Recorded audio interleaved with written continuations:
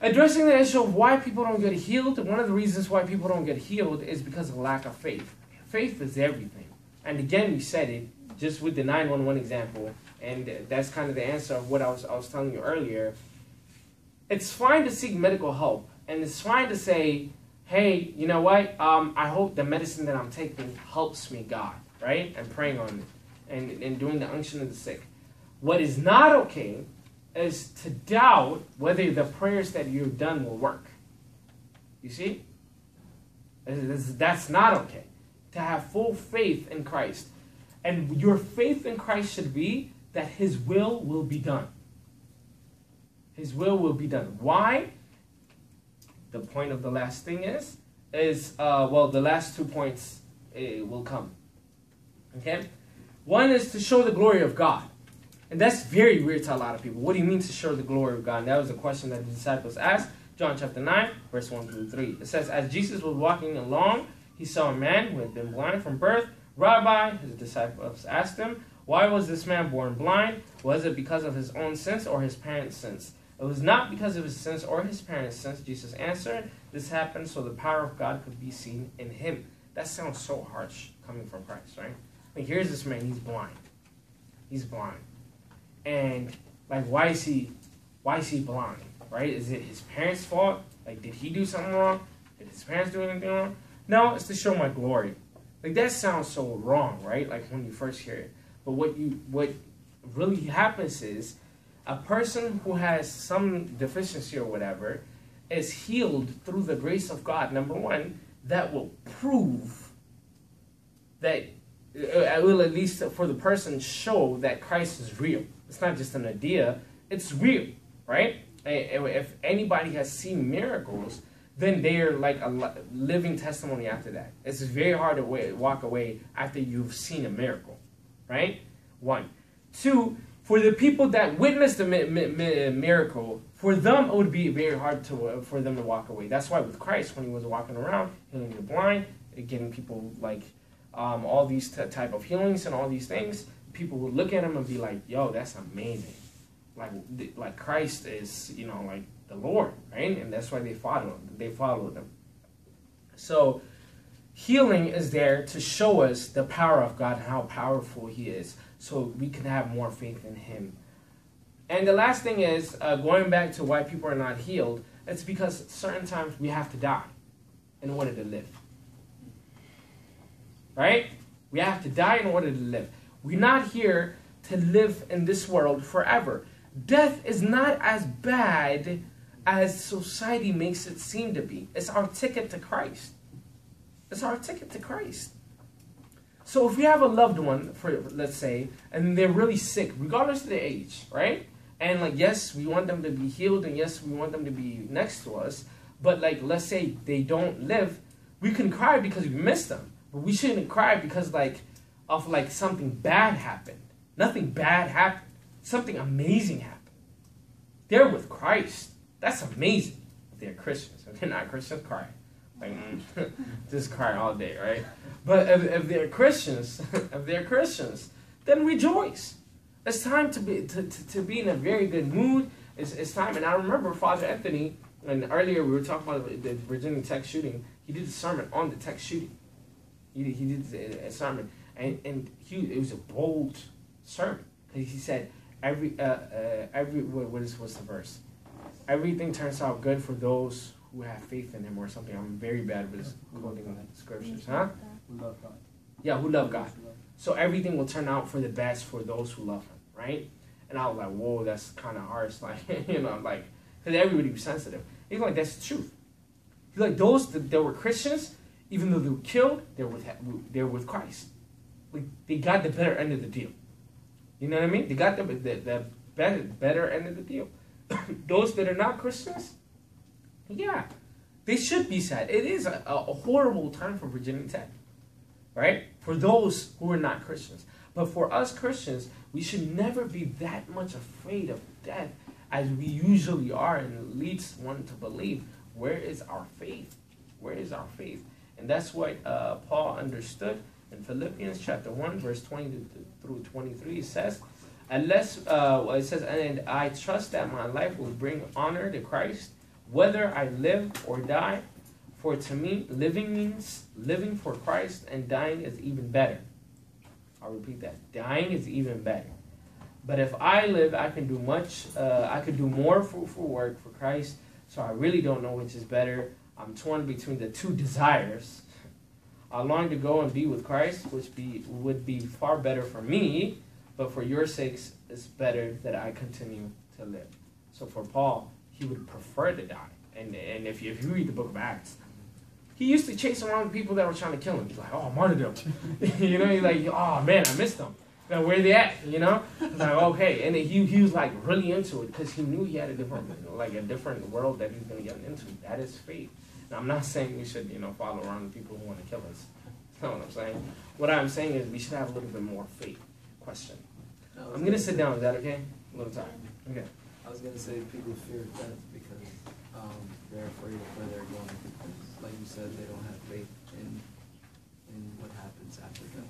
So that's why people mourn for them, because maybe they died without knowing, I guess, their true journey. And that's why we're given this world, is because we have a chance, we have a time to live the life in the way that we're supposed to live it. If we don't use it effectively, then it is. It wasn't a Christian teaching or something. It was like, if you die here without knowing something, like go up somewhere, like ascend or something, then you actually die forever. Exactly. Yeah. So that's what they were saying. Like, this is your true death. This way, you can't go up. Right? If you don't know where you're going. Yeah, essentially. Other questions? Other questions? Yes, ma'am. I know I said only one, but I have another one. Clearly. The two oils, yes. They're different. Why is that? Okay. What is the difference between the two? Did you guys hear that? Did you guys hear that? Yes. There are two oils. Why are they different? I don't think you were here for Mystery of Holy Myron, right? I was. You were here. So the way that they prepare it is different. That's the one that only bishops can prepare, if you remember. And the way they organize it and the way they bring it together and how everything is made and processed is different than the holy oil that's used. So the elements of the oil are different. The one of the Holy Myron is only prepared by bishops. This one is prepared by priests, anyone. So I mean, it's completely like the whole thing is like two different things, and the reason why we use it is for different things as well. I don't know if I answered your question. Why is there two oils anyway? I mean, they're because their purposes is different, right? So like, the service that they give is different. That's the only thing. And then going back to early church history, there were two different oils that were used for different things. So I mean, I wish I could say this, but each one has a function, and one happens to be for Holy Myron. Oh, the other one is for Antimacy. I got you. There was a hand here. You got it. No, I was gonna say like sorcerers, wizards, and stuff. They use specific specific items, just like that. Sorcerers. Like wizards, and like witches. Harry Potter. Wizard of Oz. I mean, that's No, cute. I'm saying that's yeah. cute that you guys think it's not real, but you know, what I'm saying is they use specific items. You know, like in the same way. Like, No, I see that's what you're used saying. for Yeah, evil. yeah, yeah. That's used for evil, but in the same way. Yeah, no, they actually do items exist. So how Yes. So like with this sacrament, like why do people use it like right before they're gonna die and not like because if you have like a chronic disease, like, why don't they do it earlier? This is a very good question. It's usually because, unfortunately, unction is sick is done when people give up all hope, which shouldn't be the case. It should be our first thing, right? Kind of like what the example I gave earlier. If somebody was to pass out, we go get the doctor, and then like we call 911. If they're stuck in traffic, we'll go get our friends and try to do the CPR. And then after we do that, and that's not working, and like the person is like, okay, like I'm dying. They're like, oh wait, let's get the priest. You know what I mean? So like that's what we do. should we not call 911? I'm not saying we shouldn't call 911. What I'm saying is we don't seek God first. Can you do it multiple times? It's not the order that I'm worried about. No. What I'm worried about is we don't seek God throughout the process. Like we have faith. I see what you're saying. You're saying, can you not do both? You absolutely can. No. Okay, what's your question? Can we do this multiple times? So if somebody has Unction of the sick? yeah, Yeah, like, absolutely. For the as same many times sickness? as you want. It's a sacrament that can be repeated. You have to pay for anything like that, or is it free? All sacraments. I didn't No, know I that. asked because I'll say this: all sacraments should be free. Should be. Why did you say it very, According to the Bible teachings, that's what it is. that's cute. I was gonna say it's like Obamacare, and that it's universal. Jesus came. Jesus care. Uh-huh. What's the answer? You know the thing is, I can't really hear you. Go ahead. So what's the answer to the calling 911?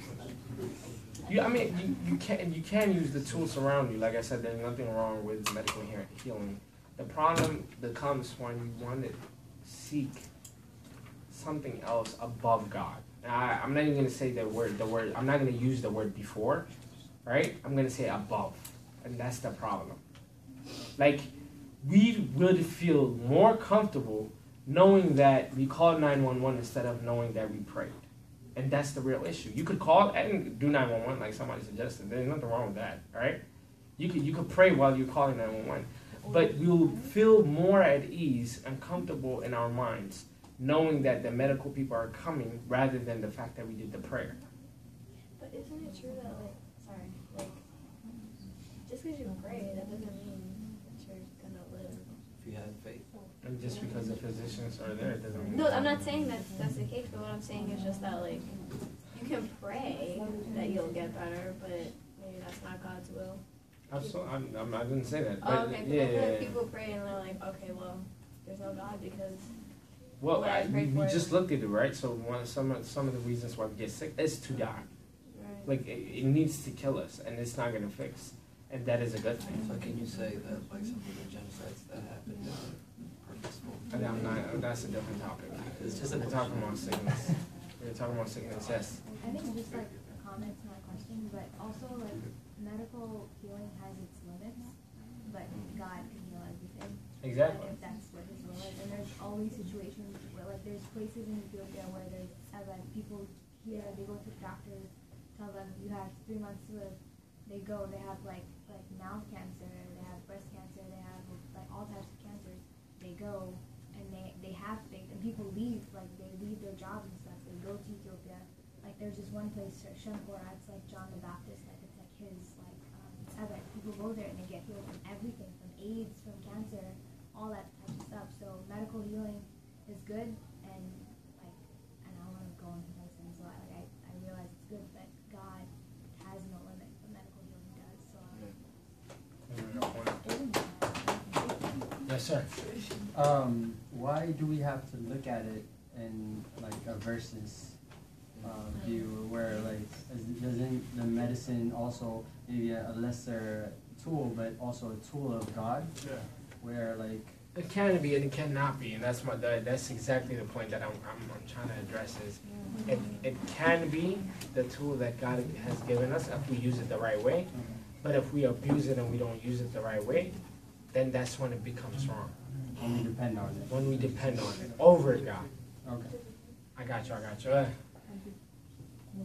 not sure if you touched on this already, but is what you're saying, because you mentioned it's on a decline, the unction of the sick. Is it because people are depending on medicine? I'm not sure. On the decline. Because you said it's not used as much anymore. Maybe, yeah. I mean, Is there any reason why? Well, It's number one, it's so the other sacraments are performed right before the congregation, whereas this one is more of a personal thing where the priest has to go. Number two, it's one of those sacraments that a lot of people don't know about. You know what I mean? And like you said, it's not. Why don't they make it a point to let people know about it? I mean, I think people have the right to learn and really seek, that option. Just the other day, I was with a priest. He got a phone call, they said this woman is about to die, like very close to it. She has like a few days, and she wants to confess. What a lot of people want to do before they die is confess and accept the fact that they're dying, and see if they can take Holy Communion. But a lot of people don't seek the unction of the sick for whatever reason.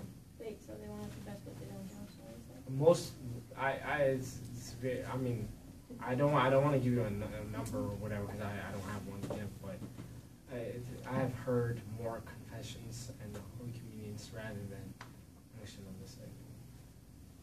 Yes, sir. I was gonna say medical physicians and like researchers and everything. That field is like ego driven, so they say, oh, I do this, I do that, I do that, and they don't really give praise that God or whatever creator exists. So that's why like I can't heal all things. That's why they're limited. They try to research more and more, we're discovering more, even though through spirituality and I guess the different practices that comes with like people who've been healed of all ailments. And I think what Noah you were saying is it doesn't have to be that way, right? It doesn't, but have to. Western It does. medicine Yeah, is yeah. very ego driven. Yeah. You can use it in a different way. I remember he said this once. He was like, the same things that people say, there you go, this proves that God doesn't exist. A Christian who's like in medical school or the doctor can say, this absolutely proves that he exists. Like he's the one that's working through this. So it's also like which lens you look at it as well. Yeah, but like they just go in, like even with biotechnology, they go in and change like nature. Like that's what they're trying to do. They're trying to be God, essentially, or the creator. With what they're trying to, we're advancing technology, meaning, we're advancing trying to be God. I mean, I feel like it's good that you guys are discussing, and maybe we could discuss further on, like after the prayer, because I know some people want to go. If you guys have the very good points being made, if you guys have specific unction of the sick questions, we'll take 2 more questions. 2 more questions. Okay, no more questions. But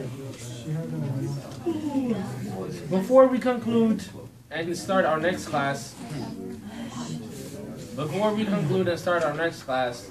Lydia has a very important announcement that she wants to make. Lydia, if you would come here, please. Everybody, please give her your divided attention. Let's do one of these. Lydia.